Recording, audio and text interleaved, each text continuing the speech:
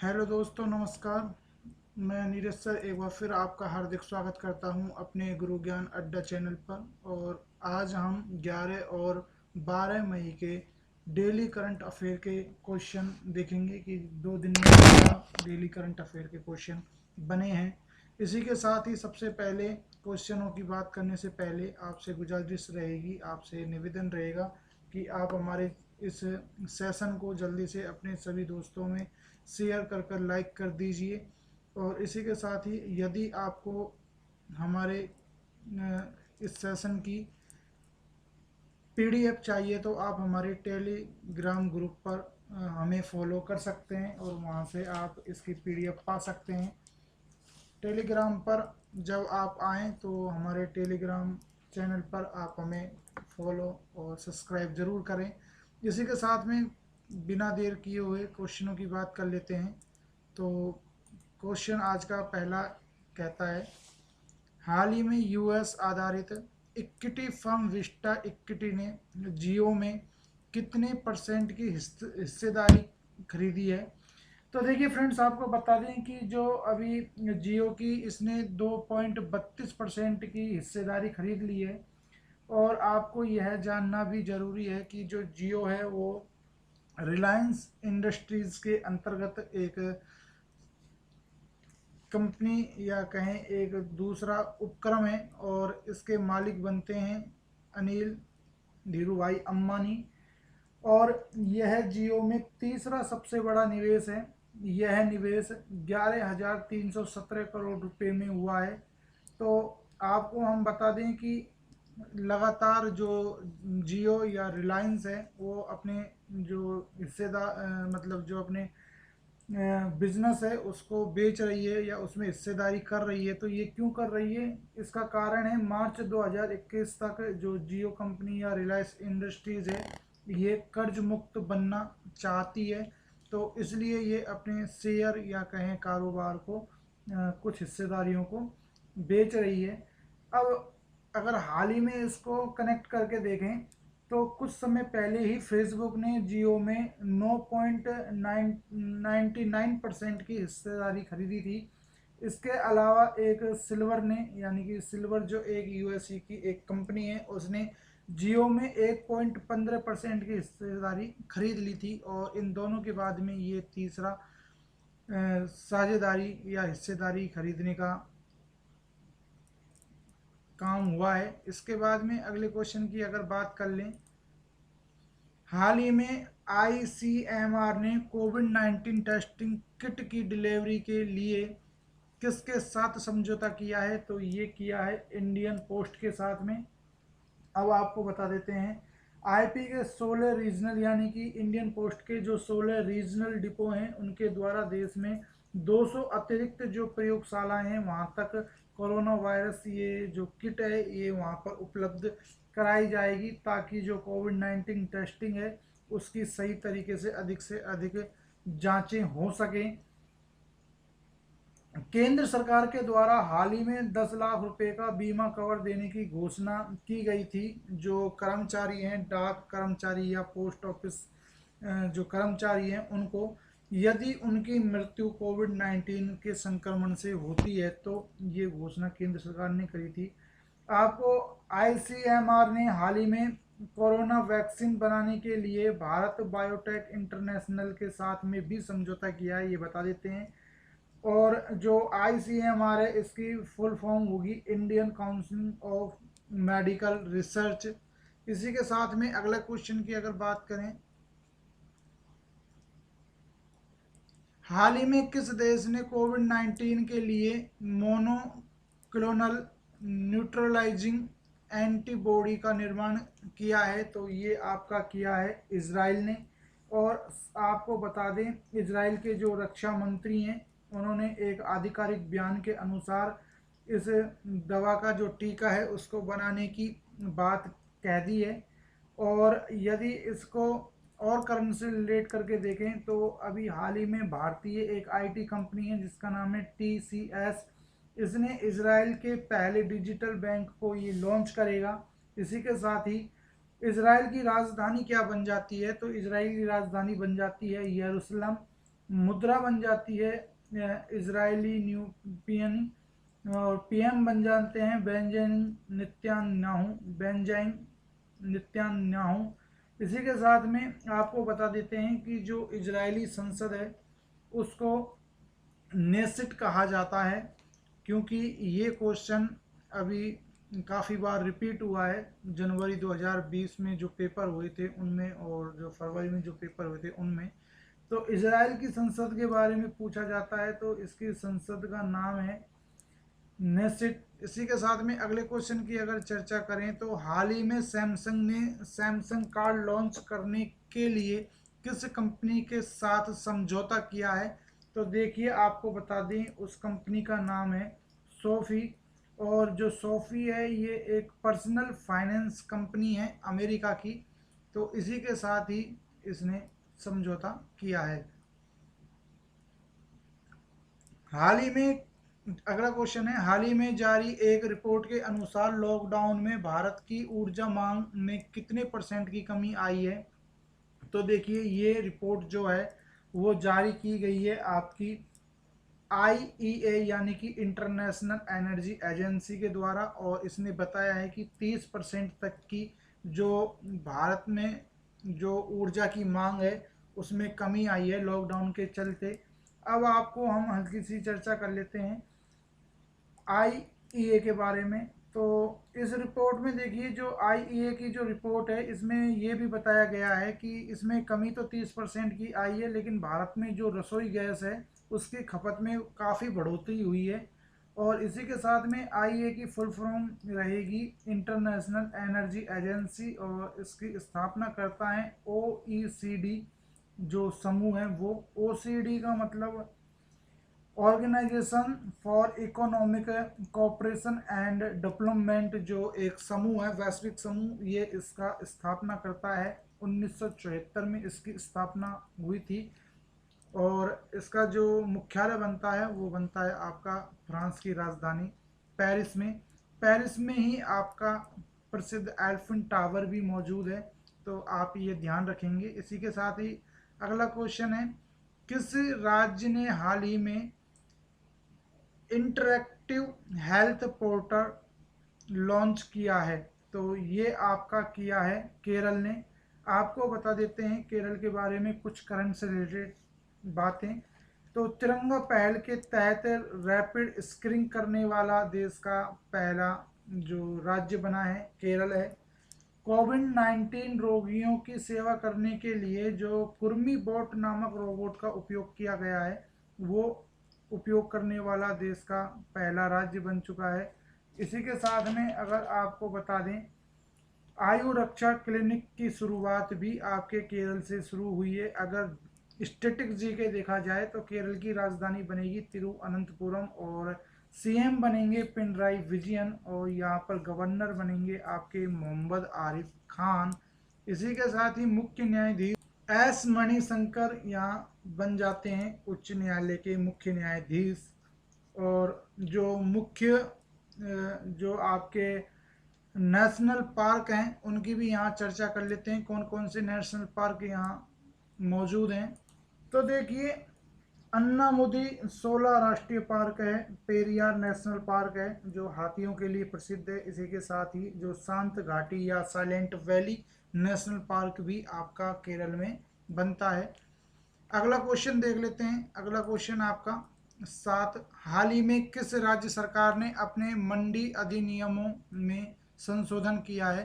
तो ये जो मंडी अधिनियम है ये अनाज मंडी से संबंधित है, और इसमें संशोधन करने वाला जो राज्य बना है वो बना है आपका मध्य प्रदेश। अब यहाँ पर मध्य प्रदेश जब नाम आता है तो मध्य प्रदेश ने हाल ही में बहुत सारी योजनाएं, ऐप, बहुत सारी स्कीम्स लॉन्च करी हैं। तो कुछ स्कीम्स हम यहाँ पर देख लेते हैं मध्य प्रदेश से संबंधित। तो देखिए फ्रेंड्स जो जीवन अमृत योजना है ये मध्य प्रदेश ने हाल ही में लागू की थी, और मानव शरीर की इम्यूनिटी यानी कि रोग प्रतिरोधक क्षमता को बढ़ाने के लिए इसे शुरू किया गया था। और इस योजना के तहत त्रिकुट नामक एक चूर्ण है उसका 50 ग्राम के पैकेटों का वितरण किया जाएगा। लक्ष्य रखा गया है कम से कम 2 करोड़ व्यक्ति जो कि कोरोना प्रभावित क्षेत्रों में रह रहे हैं उनके लिए। अगली योजना अगर देखें तो जीवन शक्ति योजना लॉन्च करी थी शहरी जो महिला हैं उनके लिए, और इस स्कीम के तहत शहरी महिला मास्क बनाकर सरकार को 11 रुपये में बेचेंगी, यानी कि सरकार ने इस मास्क की कीमत रखी गई थी 11 रुपये। इसी के साथ में टॉप टॉप प्रांट ऐप भी यहाँ पर जो लॉन्च किया था मध्य प्रदेश सरकार ने, और ये किया था छात्रों के लिए। और छात्रों के लिए एक और स्कीम लॉन्च करी थी रेडियो स्कूल नाम से, और ये भी स्कूली छात्रों को पढ़ाने के लिए ऑनलाइन सिस्टम ये लॉन्च किया गया था। संकल्प योजना जो है मध्य प्रदेश ने उमरिया जिले के बुजुर्गों की सहायता हेतु लागू की थी। तो ये कुछ जानकारी थी मध्य प्रदेश से संबंधित जो आपके आगामी एग्जाम्स में, कंपटीशन एग्जाम्स में महत्वपूर्ण होने वाली हैं।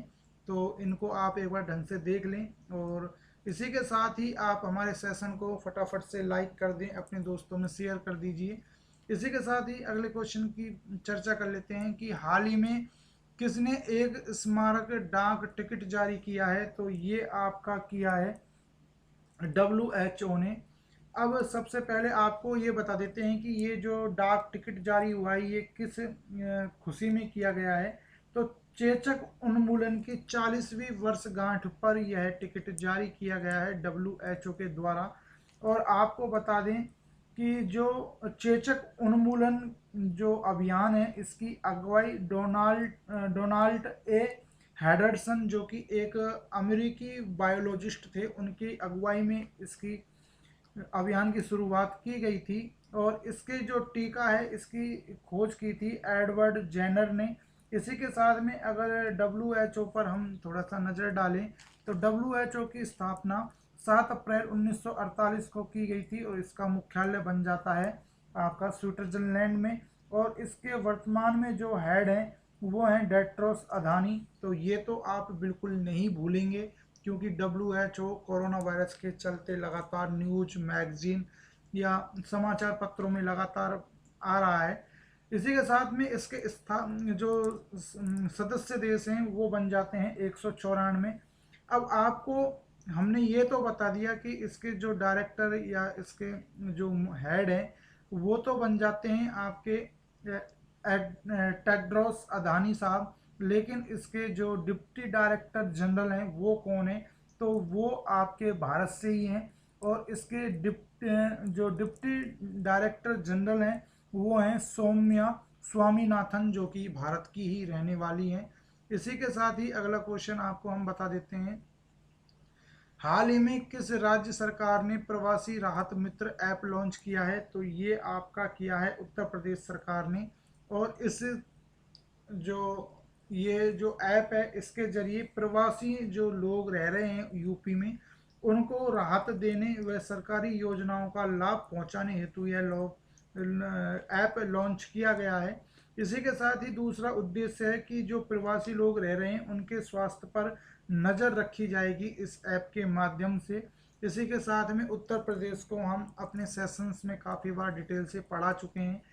कुछ ज़रूरी चीज़ आपको बता देते हैं, कुशीनगर जो है यूपी का, वहाँ पर आपका देश का पहला ट्रांसजेंडर यूनिवर्सिटी खुलेगा। इसी के साथ में ग्रेटर नोएडा में आपका पुलिस का जो विश्वविद्यालय स्थापित होगा। जानवरों का पहला DNA बैंक आपका बरेली उत्तर प्रदेश में स्थापित हुआ है। इसी के साथ में हाथी चिकित्सालय और हाथी जल चिकित्सालय ये दोनों आपके यूपी में स्थापित किए गए हैं।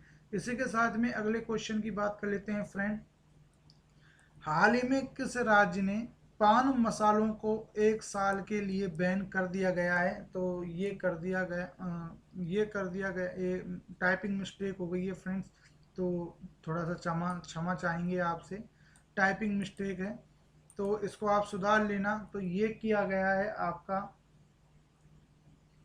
झारखंड के द्वारा। और झारखंड ने ऐसा क्यों किया है, ये जो मिस्टेक हुई है इसको हम PDF में आपको सुधार के ज़रूर दे देंगे, तो इसलिए आप ध्यान से सुन लें। PDF में आपको ये करेक्शन होकर ही मिलेगा। तो ये आपको झारखंड ने लॉन्च मतलब बैन कर दिया है। और क्यों बैन किया है? तो अभी हाल ही में इसके कुछ सैंपल लिए गए थे पान मसालाज के, और इसमें मैग्नीशियम कार्बोनेट पाए जाने के कारण इसे राज्य सरकार ने बैन कर दिया है, क्योंकि जो मैग्नीशियम कार्बोनेट होता है ये हृदय की बीमारियों को बढ़ाने में सहायक होता है, तो इसके चलते इसको बैन कर दिया गया है। क्वेश्चन अगले की बात कर लेते हैं। हाल ही में हिंद महासागर के द्वीपीय देशों की मदद करने के लिए भारत ने हाल ही में कौन सा मिशन शुरू किया है? तो ये किया है मिशन सागर। यदि यहाँ पर मैं आपको बता दूं कि थोड़ी सी टेक्निकल प्रॉब्लम हुई है अभी बीच में, अगर आपको आवाज़ दोबारा से रिपीट हुई हो तो उसके लिए भी हम क्षमा चाहेंगे। तो यहाँ मैं आपको बात कर रहा था मिशन सागर की। तो मिशन जो सागर है इसकी फुल फॉर्म, आपको सागर की फुल फॉर्म बता देते हैं। Security and growth for the all region इसकी फुल फॉर्म बनती है। साथ में इस मिशन का उद्देश्य बता देते हैं। तो देखिए, जो हिंद महासागर है, जो हिंद महासागर में छोटे छोटे देश जो द्वीपीय देश हैं, जैसे कि मालदीव है, मेडागास्कर है, सेशल्स है, मॉरिशस है, तो ऐसे देशों को कोविड-19 से लड़ने में मदद करने के लिए यह मिशन भारत सरकार के द्वारा चलाया गया है। और इस मिशन के अंतर्गत इन देशों को मेडिकल सुविधा, चिकित्सा सामग्री, खाद्य सामग्री, चिकित्सा जांच किटें भी यहाँ भेजी गई हैं या उपलब्ध कराई जाएंगी। और इसी के साथ ही कुछ और अगर यहाँ ऑपरेशन देखें यानी कि मिशंस देखें, तो वंदे भारत मिशन भी अभी हाल ही में लॉन्च किया गया है। जो विदेशों में भारतीय लोग फंसे गए हैं, उन फंसे हुए भारतीय लोगों को वापस स्वदेश यानी कि भारत लाने के लिए चलाया गया है।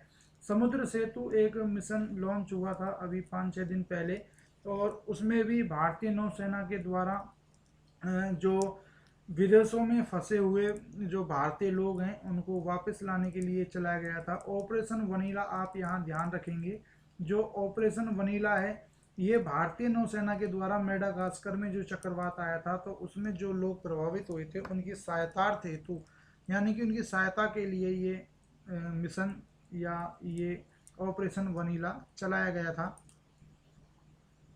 अगला क्वेश्चन देख लेते हैं फ्रेंड्स। अगला क्वेश्चन, हाल ही में कौन से बैंक गैर बैंकिंग वित्तीय कंपनियों को, हाल ही में कौन से बैंक ने गैर बैंकिंग वित्तीय कंपनियों को एनबीएफसी तक ऋण स्थगन देने वाला भारत का पहला बैंक बन गया है? तो ये बन गया है आपका पीएनबी। अब यहाँ पर आपको बता देते हैं कि ये क्वेश्चन क्या कहना चाह रहा है। तो ऋण स्थगन देने वाला यानी कि देखिए, जो छोटे बैंक हैं उन्होंने पीएनबी से जो लोन ले रखा है या बड़ा जो वित्तीय राशि ले रखी है, तो उस पर उनको ब्याज देना होता है। तो पीएनबी ने अभी जो छोटे बैंक हैं जिनको ब्याज पर रकम दे रखी है उनसे कह दिया है कि भाई आप जो कोरोना वायरस की वजह से जो वित्तीय घाटा चल रहा है या वित्तीय जो परेशानियां चल रही हैं उनके तहत ये फैसला लिया गया है, और उनसे कहा गया है कि भाई जो आपकी ब्याज है उनको अभी आप मत दीजिए, उनको हम थोड़े समय बाद या कुछ महीनों बाद जब कोरोना से जब आर्थिक स्थिति उभरने लगेगी तो हम आपसे तब ले लेंगे। तो अभी इसमें छूट दी गई है ब्याज के लिए। तो इसको आपको बता दें कि जो पीएनबी है ये आपका पहला बैंक बन गया है। और अगर दूसरे बैंक की बात करें तो पीएनबी की तर्ज पर ऐसा करने वाला एसबीआई दूसरा बैंक बन गया है। अब आपको हम पीएनबी के बारे में थोड़ी सी जानकारी देते हैं। तो सर, जो पीएनबी का जो मुख्यालय है वो बनता है आपका नई दिल्ली में। एमडी और सीईओ इसके एसएस मल्लिकार्जुन राव, जो अभी हाल ही में बनाए गए हैं, बन जाते हैं। इसी के साथ में पीएनबी में अभी यूबीआई यानी कि यूनियन बैंक ऑफ इंडिया और ओरिएंटल बैंक ऑफ कॉमर्स का विलय कर दिया है। और इस विलय के बाद में एसबीआई के बाद ये भारत का दूसरा बड़ा बैंक बन जाता है। इसी के साथ में अगले क्वेश्चन को देख लेते हैं। अगला क्वेश्चन आपका कह रहा है कि हाल ही में किसने आरोग्य संजीवनी स्वास्थ्य बीमा पॉलिसी लॉन्च की है? तो ये आपकी की है एसबीआई जीआई ने। एसबीआई जीआई का मतलब होगा state bank of India general insurance. और ये जो पॉलिसी है ये एसबीआई जीआई ने कोरोना वायरस के कोरोना वायरस को ध्यान में रखते हुए लॉन्च की है। इसमें लोगों को 1 लाख से 5 लाख रुपए तक का बीमा कवर दिया जाएगा।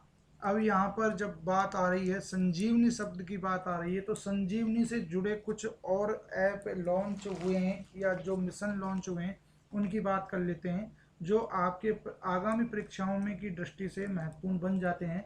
तो यहाँ सबसे पहले संजीवनी वाहन की बात करेंगे, जो हाल ही में मध्य प्रदेश सरकार के द्वारा कोरोना मरीजों को छुए बिना इलाज करने के लिए लॉन्च किया गया है। तो ये एक वाहन है। इसी के साथ में आयुष संजीवनी ऐप यहाँ पर आप ध्यान रखेंगे, हाल ही में डॉक्टर हर्षवर्धन द्वारा लॉन्च किया गया एक ऐप है। ई संजीवनी ओपीडी भी आप याद रखेंगे, जो ई संजीवनी ओपीडी है इसको कुछ समय पहले ही हिमाचल प्रदेश सरकार के द्वारा शुभारंभ इसका किया गया था। और आपको बता दें ऑपरेशन संजीवनी, ये आप ध्यान रखेंगे, ऑपरेशन संजीवनी जो कि मालदीव में भारतीय वायुसेना के द्वारा चलाया गया। और इसमें क्या था कि जो ट्रांसपोर्ट एयरक्राफ्ट है इंडियन एयरफोर्स का, उसके जरिए 6.2 टन आवश्यक चिकित्सा सामग्री और खाद्य सामग्री आपको मालदीव को प्रोवाइड करवाई गई थी कोरोना वायरस के चलते। अगर सर इसकी बात करें SBI GI की, तो इसका जो हेड क्वार्टर है इसका मुंबई बनता है और MD और CO इसके पुरान महापात्रा बन जाते हैं। इसी के साथ में ICIC जो बैंक है उसके लॉम्बार्ड, जो कि एक फ्लिपकार्ट के साथ में हाल ही में कोविड-19 के लिए बीमा पॉलिसी लॉन्च की गई है। और भारत पे के साथ में दुकानदारों को बीमा पॉलिसी देने का भी समझौता इसने किया है। तो ICICI लॉम लॉम्बार्ड को आप ध्यान रखेंगे, इसका पूरा नाम है ICICI लॉम्बार्ड। इसी के साथ ही भारत एक्सा GI यानी कि भारत एक्सा जनरल इंश्योरेंस ने एयरटेल के साथ कोविड-19 के खिलाफ बीमा पॉलिसी लॉन्च की थी। और इसी के चलते बजाज अलायंस जनरल इंश्योरेंस ने फ़ोन पे के साथ मिलकर बीमा पॉलिसी शुरू की थी और उसका नाम था कोरोना केयर। तो ये आप कुछ फैक्ट्स एक्स्ट्रा डिटेल्स के साथ में याद रखेंगे।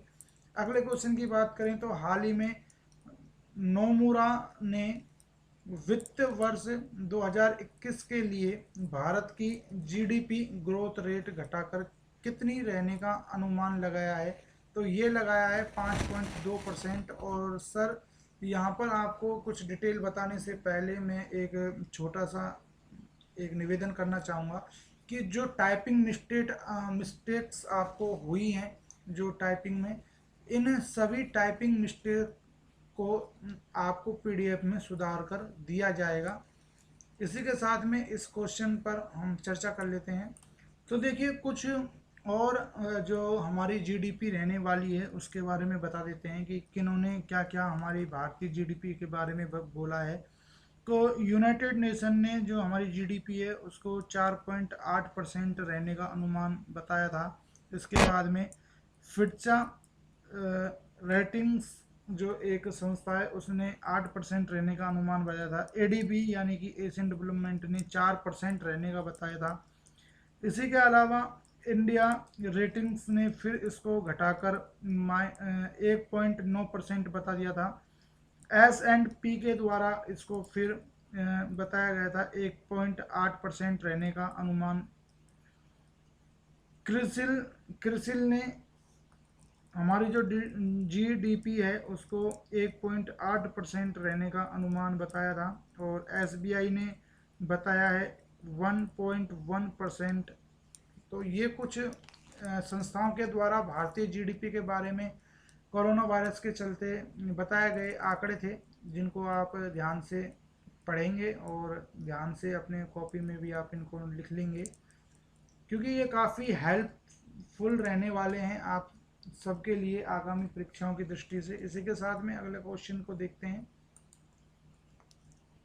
हाल ही में मुख्य आर्थिक सलाहकार कृष्णमूर्ति सुब्रमण्यम को किस आयोग के सलाहकार परिषद के सदस्य के रूप में शामिल किया गया है। तो इन्हें 15वें वित्त आयोग के सदस्य के रूप में शामिल किया गया है। तो आपको हम यहाँ बताना चाहेंगे कि जो 15वें वित्त आयोग के अध्यक्ष हैं वर्तमान में, वो हैं NK सिंह, और जो वर्तमान में वित्त मंत्री हैं वो हैं निर्मला सीतारमण। और निर्मला सीतारमण है वो देश की पहली पूर्णकालिक महिला वित्त मंत्री हैं, यानी कि जो फुल टाइम जो फाइनेंशियल मिनिस्टर हैं वो आपकी सीतारमण है। इनसे पहले इंदिरा गांधी भी वित्त मंत्री रही थी, लेकिन वो पूर्णकालिक नहीं थी, वो लगभग 1.5 वर्ष के लिए ही यहाँ पर वित्त मंत्री रही थी, और 1970 से 1971 तक इनका कार्यकाल वित्त मंत्री के रूप में रहा था। हाल ही में जो वित्त सचिव हैं वो अजय भूषण पांडे हमारे बनते हैं। अगले क्वेश्चन को देख लेते हैं। क्वेश्चन 16, किस समिति की सिफारिश पर रक्षा मंत्री ने सैन्य इंजीनियरिंग सेवा के 9,304 पदों को समाप्त कर दिया है? तो उत्तर बन जाता है शेखावत समिति की सिफारिश पर इसको ख़त्म कर दिया गया है। अब आपको बता देते हैं कि जो भारतीय सेना है उसमें सुधार करने हेतु ये शेखावत समिति बनाई गई थी, और इसकी सिफारिश पर जो सेना की आर्म्ड फोर्स की जो लड़ाकू क्षमता है उसको बढ़ाने के लिए तथा जो रक्षा खर्च है उसको सीमित करने के लिए, कंट्रोल करने के लिए ये सिफारिश की गई है। इसी के साथ में आपको बता देते हैं कि जो रक्षा मंत्री हमारे वर्तमान में हैं वो हैं राजनाथ सिंह। जो लोकसभा क्षेत्र बनता है उनका लखनऊ, जो कि उत्तर प्रदेश की राजधानी है। लखनऊ में ही आपका 11वां फरवरी में डिफेंस एक्सपो लॉन्च किया गया था, या मतलब आयोजित किया गया था। और जो लखनऊ है वो आपकी गोमती नदी के किनारे पर बसा हुआ है। अगले क्वेश्चन में, हाल ही में जारी फोर्ब्स इंडिया बिलियर्स लिस्ट 2020 में शीर्ष पर कौन है? तो इसमें है शीर्ष पर मुकेश अंबानी। अब आपको हम बता देते हैं मुकेश अंबानी के बारे में।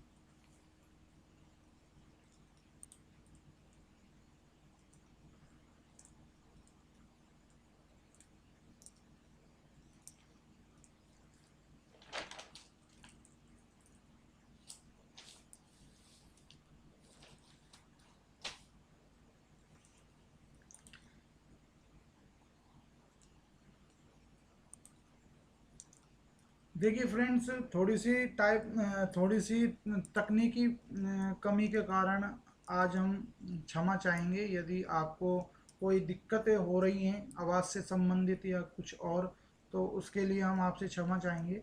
तो इसमें देख लेते हैं मुकेश अंबानी जी इसका उत्तर बनता है। और मुकेश अंबानी जी आपके जो भारत के फर्स्ट अमीर व्यक्तियों में शामिल हैं, 36.8 अरब डॉलर की संपत्ति के साथ में। और दूसरे नंबर पर आपके बन जाते हैं राधा किशन दमानी, जो कि डी मार्ट मार्केट के मालिक हैं, और इनकी जो संपत्ति है राधा किशन दमानी की 13.8 अरब डॉलर बनती है।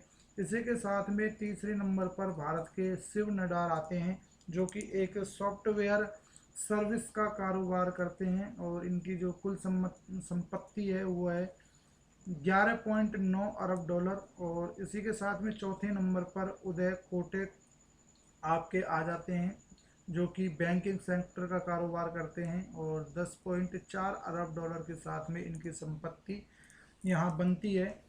एक बात आपको बताना चाहेंगे कि जो वाईजू रविंद्र हैं ये ऑनलाइन वाईजू के मालिक हैं, एक ऑनलाइन जो मतलब शिक्षा संस्थान है उसके मालिक हैं। और जो वाईजू हैं ये दुनिया के सबसे कम उम्र के अरबपति बनने वाले व्यक्ति बन गए हैं। इसी के साथ में एक सूचना भी आप लोगों को देना चाहेंगे कि कल हम आप जो ये अभी जो फोर्ब्स इंडिया बिलियर्स जो लिस्ट 2020 जारी हुई है इसके बारे में एक पूरा चैप्टर ला रहे हैं। तो आप इसी तरह का प्यार देते हुए भी उसको अधिक से अधिक सफल बनाएं, और ज़रूर देखें और अपने दोस्तों में शेयर करें। साथ में अगले क्वेश्चन की बात कर लेते हैं। तो अगला क्वेश्चन कहता है कि हाल ही में महाराणा प्रताप की कौन सी जन्म जयंती बनाई गई? तो ये बनाई गई है 480वीं जयंती तो आपको हम महाराणा प्रताप के बारे में थोड़ी सी बात बता देते हैं। तो देखिए, जो इनका जन्म है 9 मई 1540 को हुआ था और इनका जन्म स्थान है वो है कुंभलगढ़ दुर्ग, जो वर्तमान में पाली में पड़ता है। इसी के साथ में इनके पिता का नाम था महाराणा उदय सिंह, जो कि उदयपुर के शासक थे, और मेवाड़ के वीर योद्धाओं में इनका नाम शामिल किया जाता है। इनकी माता का नाम था जयंती बाई या जयवंता बाई, क्योंकि अपभ्रंश भी हो जाता है काफ़ी बार, जो दोनों नामों से इनकी माता का नाम जाना जाता है। और जो इनकी राजधानी थी वो थी उदयपुर। अब जो महाराणा प्रताप है, इनका बचपन का नाम काफ़ी बार पेपरों में पूछा जाता है, तो कीका इनका बचपन का नाम था। यहाँ पर महाराणा का नाम लेते ही हल्दी घाटी का युद्ध दिमाग में आ जाता है। तो हल्दी घाटी का जो युद्ध था 18 जून 1576 में हुआ था, और ये हुआ था अकबर और महाराणा प्रताप के बीच में। लेकिन अकबर की तरफ से जो इस युद्ध में भाग ले रहे थे तो वो थे सेनापति के तौर पर मानसिंह जयपुर के, जो उस समय के महाराजा थे। इसी के साथ में आपको बता दें कि हाल ही में एक महाराणा प्रताप के ऊपर बुक लिखी गई है। तो इस बुक का नाम है Maharana Pratap the individual warriors, और इसके जो लेखक हैं वो रीमा हुजा हैं। इसी के साथ में नेक्स्ट क्वेश्चन देखते हैं। हाल ही में किस राज्य सरकार ने मुख्यमंत्री युवा योगा योजना के तहत एक छात्रवृत्ति पोर्टल लॉन्च किया है? तो ये किया है आपका त्रिपुरा गवर्नमेंट ने। और आपको यहाँ करंट से रिलेटेड एक चीज़ बता देते हैं त्रिपुरा के बारे में, कि जो त्रिपुरा है वो हाल ही में जो 7वीं आर्थिक जनगणना की जो शुरुआत की गई थी वो त्रिपुरा से ही की गई थी, लेकिन कोरोना वायरस के चलते इसको अभी रोक दिया गया है।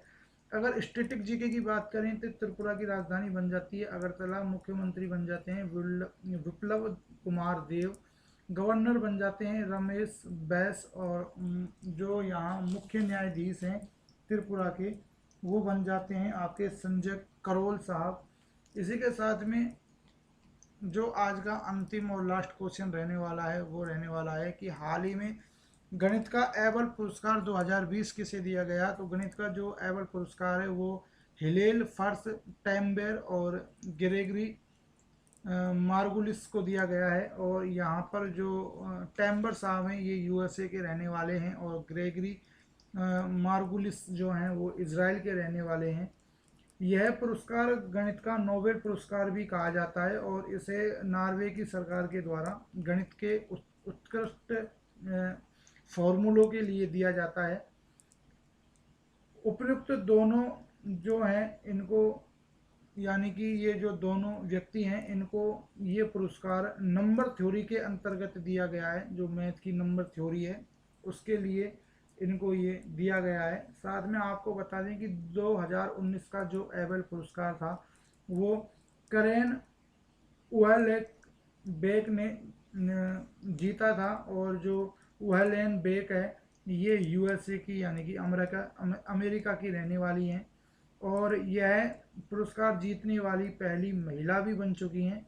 तो यहाँ पर आप इनका नाम बिल्कुल ध्यान रखेंगे। 2019 का एबल पुरस्कार करेन उहलेन बेक को दिया गया था, उहन बेक लेक को दिया गया था। तो ये नाम आप बिल्कुल अच्छी तरह से ध्यान रखेंगे। साथ ही आप हमारे इस सेशन को अपने सभी दोस्तों में शेयर करें, लाइक करें, और यदि आप हमारे इस चैनल पर पहली बार विजिट कर रहे हैं तो आप हमारे इस चैनल को सब्सक्राइब कर लें। सब्सक्राइब के साथ में जो यहाँ पर बेल आइकन आपको दिखाई दे रहा है उसको आप ऑन कर लें, ताकि जो हमारी अगली वीडियो आए तो आपको नोटिफिकेशन मिल जाए। साथ में आपको हम पहले ही बता चुके हैं, एक बार आपको फिर बता देते हैं कि फॉरवर्ड्स इंडिया बिलियर्ड्स लिस्ट 2020 हम कल लाने वाले हैं पूरे नए अपडेट के साथ में। तो आप उसको एक बार ज़रूर करें और उसको ज़रूर देखें। साथ ही जो आज तकनीकी कमियां रही हैं उनके लिए हम क्षमा चाहते हैं, और जो भी मिसिंग रही है क्वेश्चनों में उनको पीडीएफ में आपको हम सही कर प्रोवाइड करवाएंगे। इसी के साथ मैं नीरज सर आपसे विदा लेता हूं। धन्यवाद। फिर कल एक नए सेशन में मुलाकात होगी। तब तक के लिए stay home, stay safe, corona virus से लड़ते रहिए। नमस्कार।